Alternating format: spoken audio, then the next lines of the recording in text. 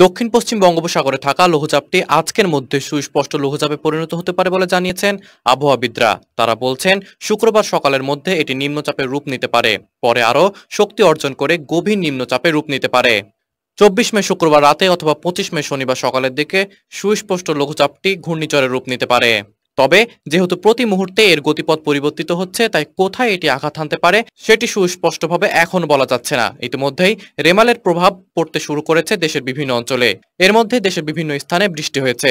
শনিবার থেকে দেশের প্রায় সব জায়গায় কম বেশি বৃষ্টিপাতের সম্ভাবনা রয়েছে। এছাড়া ঘূর্ণিঝড়ের গতিপথ মিয়ানমার বা ভারতের পশ্চিমবঙ্গ, উড়িষ্যা এ অঞ্চলের দিকে, তবে এর গতিপথ ক্ষণে ক্ষণে পরিবর্তিত হচ্ছে। অপরদিকে ভারতের আবহাওয়াবিদরা বলছে শনিবার ঘূর্ণিঝড় রিমালে পরিণত হতে পারে। লঘুচাপটির সর্বোচ্চ শক্তি সঞ্চয় করার সম্ভাবনা রয়েছে। কোনো মডেল বলছে এটির গতিপথ হতে পারে বাংলাদেশ মিয়ানমার উপকূলের দিকে, আবার কোনো মডেল বলছে পশ্চিমবঙ্গে এটি আছড়ে পড়তে পারে। উপকূলে আসতে আঘাত করবে আগামী 26 মের দিকে। জানা গেছে আগামীকাল শুক্রবারের পর তার গতিপথ চূড়ান্ত করতে পারে।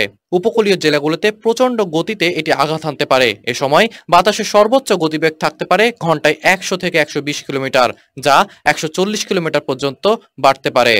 ইসিএমডব্লিউএফ বলছে বাংলাদেশের দক্ষিণে সুন্দরবনের কাছে 26 থেকে 27 মে এটি আঘাত হানতে পারে।